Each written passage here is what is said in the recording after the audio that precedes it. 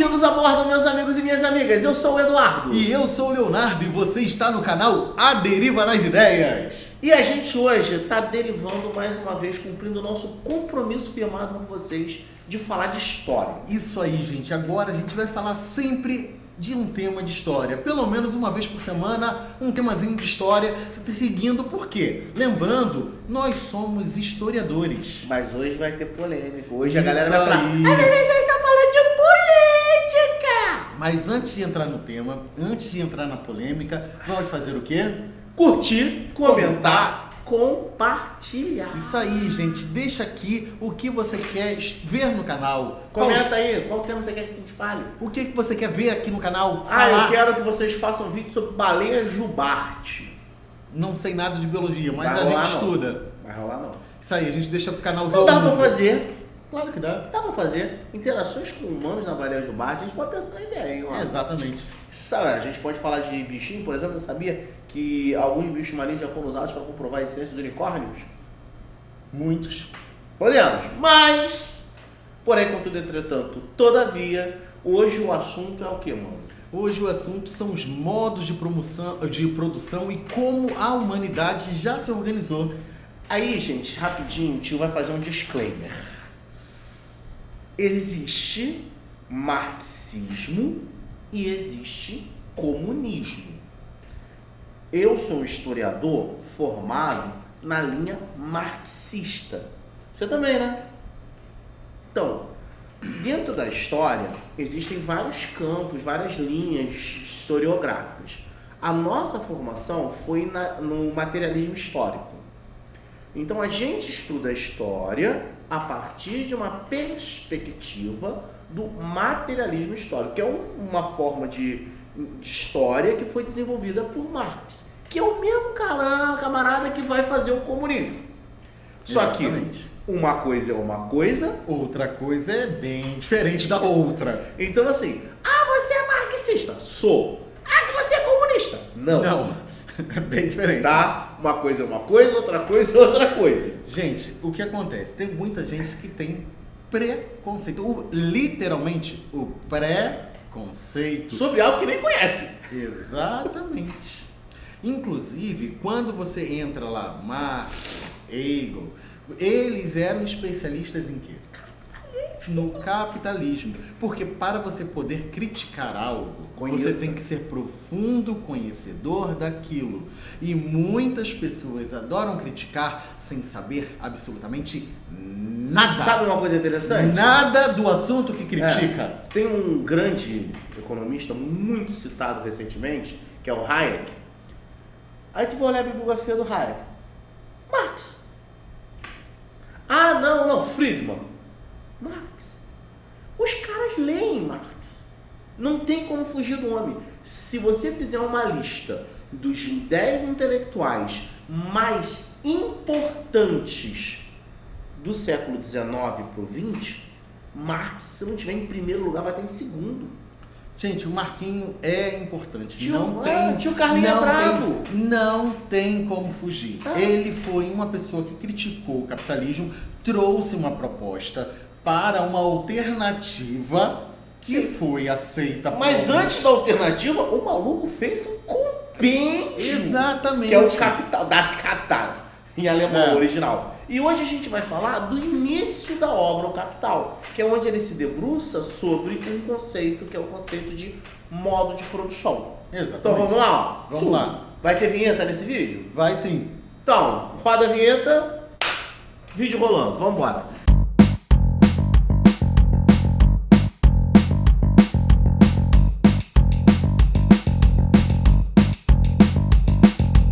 Deixa eu fazer a explanação inicial, igual eu faço com os meus alunos. Pode fazer. Pensa no seu celular.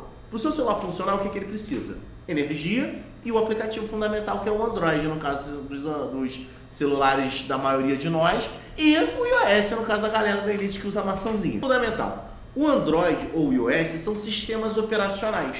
Eles não servem para nada, a não ser para absolutamente tudo. Por quê? Você quer rodar um jogo? O jogo roda no Android. Você quer rodar um aplicativo de vídeo? Ele já roda no Android. Você quer usar o TikTok? Roda no Android. Instagram? Roda no Android. Tudo roda no Android? O Android, ele é a teia que segura os funcionamentos do celular. É ele que diz o que cada parte do celular vai fazer. O mesmo se aplica aos computadores, que são os sistemas operacionais, é o Windows, é o Linux. O modo de produção é como se fosse o sistema operacional da sociedade. É a forma como a sociedade se organiza, dos seus pontos de vista econômicos, sociais, políticos, artísticos, culturais, até com quem você namora. Vai ser o modo de produção que vai estar organizando esse processo. E aí, ao longo da história, tivemos alguns modos de produção. Vamos listar? Vamos sim. Qual é o primeiro? O primeiro é o qual? O que você está falando? É, esse aí mesmo. O modo de produção primitivo. O modo de produção... Também chamado no nome feio de comunismo primitivo.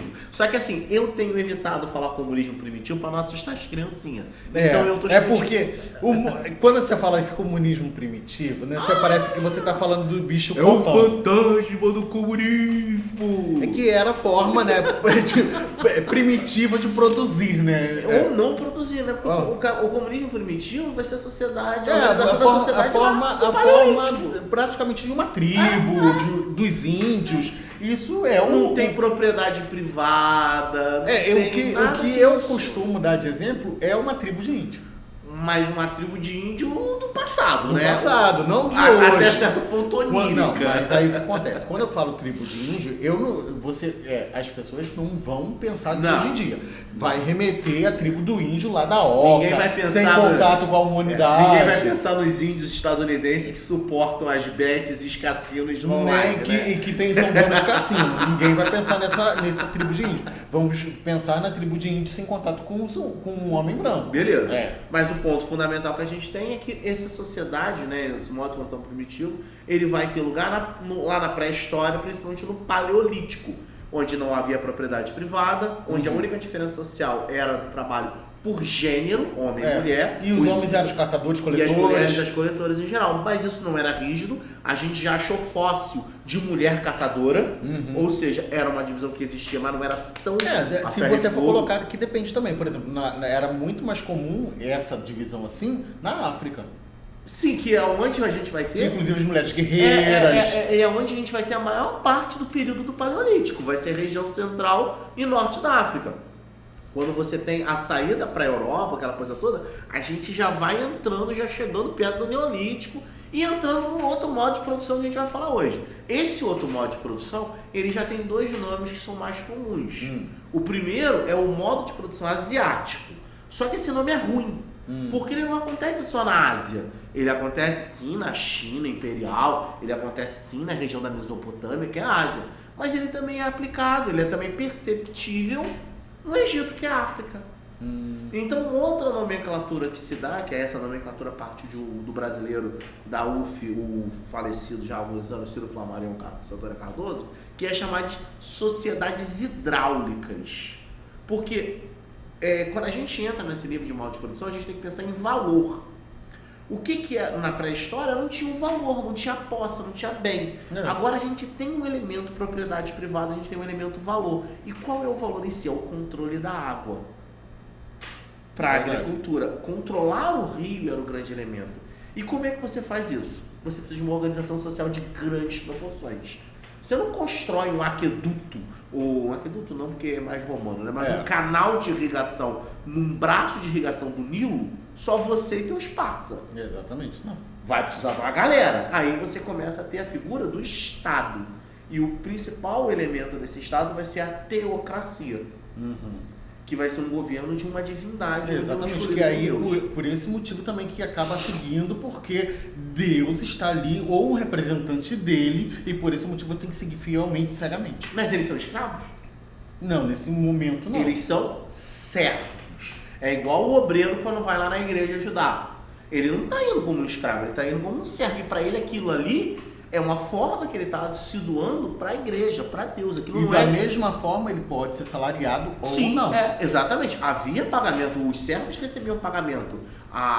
Os relatos que eles recebiam em barris de cerveja, isso no Egito, tá? Onde tem mais fontes para trabalhar. Mas você tem esses relatos. Então essa sociedade hidráulica, ela vai estar relacionada ali no controle da água, centralizada por uma figura de um Estado forte. Um Estado que é teocrático. E aí a gente entra no terceiro. Sim. Que é o modo de produção escravista, que é uma nova forma, né?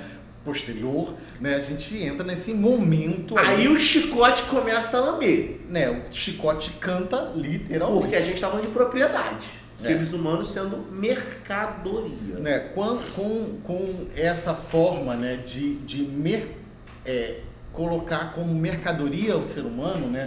O ser humano escravizado, ele é literalmente colocando um valor na pessoa e a posse. Aristóteles tem um texto muito famoso dele, onde ele define as ferramentas de uma fazenda. Aí ele diz que tem as ferramentas inanimadas, o ancinho, a enxada, a pá, e as ferramentas animadas, que são os seres vivos. Dentro das animadas tem as falantes e as não falantes. Que seria o boi, cavalo, e os falantes, os humanos escravizados. Ai, meu Deus. Isso é Aristóteles. Né? Então, assim, já é um processo. E nesse momento, não que não houvesse antes, mas aí, a partir daqui, fica esfregando ali na cara uma das características fundamentais pra gente que é historiador marxista, que é a luta de classes. O que seria a luta de classes? É a disputa de antagonismos. Verdade. Patrão, empregado, senhor de escravos, escravizado. Ó. E sempre houve a resistência, nunca que deixou. É o oposto do outro. A gente tá falando de luta, de briga? Não, é de disputa. É que a gente tem, em inglês o termo, nem em alemão, o termo não é fight, seria que a gente traduziria para briga, para luta. O termo mais próximo seria disputa. Só que disputa é uma cacofonia no português. Aí o que acontece? Se a gente for pegar, desde quando a gente tinha os negros da terra, né? Os escravos da terra, os indígenas no primeiro momento, né? Mas é claro que teve várias outras resistências, além da própria resistência mas indígena. essa escravidão que a gente está falando aqui é a do mundo antigo. Mundo antigo, tá? Grécia e Roma. Porque a gente tá pegando um exemplo pra gente entender. Mas todos os exemplos de resistência são resistência, tá? Os quilombos, as lutas indígenas, os processos que vão acontecer em África, no Brasil, na América como um todo, são processos de luta de classes. Todas as vezes que o trabalhador vai lá pedir um aumento, é luta de classes. Exatamente. Como também é luta de classes quando a mãe vai botar o seu filho para dormir. Aí ele se recusa. Pra tomar banho, falar que não quer. Quando você tem alguém que detém o poder e alguém que luta contra o poder, alguém que impõe a vontade sobre alguém que tem a sua vontade oprimida por essa outra, é uma luta de classes. O termo luta é pesado. São antagonismos. Mas são antagonismos. E aí, na sociedade escravista, você tem isso muito forte. Exatamente. É evidente. Mas foi o que você falou. No mundo antigo, era muito diferente, porque os escravos eram pessoas que tinham dívidas e tinham que pagar com a perda da liberdade. Ou estrangeiros, pessoas que perdiam em guerra, prisioneiros de guerra. Não era uma escravidão baseada na cor da pele. Era uma escravidão baseada na nacionalidade ou na questão da dívida. Então, era uma realidade diferente. Sim. É uma curiosidade? Fale. A palavra escravo, inclusive, vem de eslavo. Sim. Que é os povos do norte da Europa, que é tudo lourinho de olho azul. Em inglês, escravo é slave. Slave, exatamente. Porque o termo vem de eslavo, que era essa galera, porque eles eram escravizados muito benquistos. Inclusive entre os árabes, que gostavam dos meninos eslavos para serem eunucos. Meu Deus, Bom, e a gente vai entrar no último modo de produção deste vídeo, que é o modo de produção feudal. Esse tá na moda. Galera, hoje tá adorando o feudalismo, né? Por quê, gente? O modo de produção feudal foi com a queda do Império Romano, né? Foi um modo de produção que foi fechando, né? Porque Roma foi um império muito grande. E longevo demais. Mas aí o que acontece? Acabou. E teve as invasões bárbaras. De certa forma, foi meio que do nada. Vamos falar aquela curiosidade que assim, todo professor de história adora? Da origem da palavra bárbaro. Do barbar? Barbar. Essa a gente sempre tem que falar toda a aula, né? Sabe quando a gente fala, blá blá blá? Então, nós falamos blá blá blá blá. Porém, em latim, né, o blá blá blá blá é bar bar bar. Então, para o latim, aí ficava bar. Então ficou bárbaro. Né? Uma pessoa que não tinha cultura, não tinha a cultura deles, latina. né? Deles. Então não tinha cultura latina, ficou associado, né? Uma pessoa de fora, e o estrangeirismo, uma pessoa que não falava o latim, aí virou o bárbaro. Mais associado aos povos do norte, da região central da Europa, porém também associado a povos asiáticos. Aí ficou o bárbaro, né? Aquela pessoa que como que pode dizer pra... A gente associa mais como inculto, né? Como rústico, exatamente o que eu queria. Mas viking, mas eles tinham a cultura deles, que inclusive... O baiano, né? O viking é baiano. O povo da Bahia. O povo da Bahia. Mas assim, os vikings, por exemplo, tinham uma cultura muito rica, muito vasta. Isso também vai se aplicar aos francos, aos normandos, aos lombardos, inclusive aos povos que eu gosto muito de falar, que são os godos.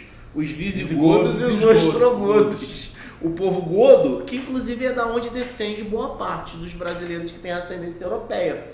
Que são visigodos, que era de Portugal mais comum. O modo de produção feudal caberia um vídeo só para isso. Mas a gente tem inclusive um vídeo falando da Idade Média, né? Mas não focado nisso, era focado no outros aspectos medievais, como seria viver na Idade Média. Mas o que acontece? Vamos linkar no card.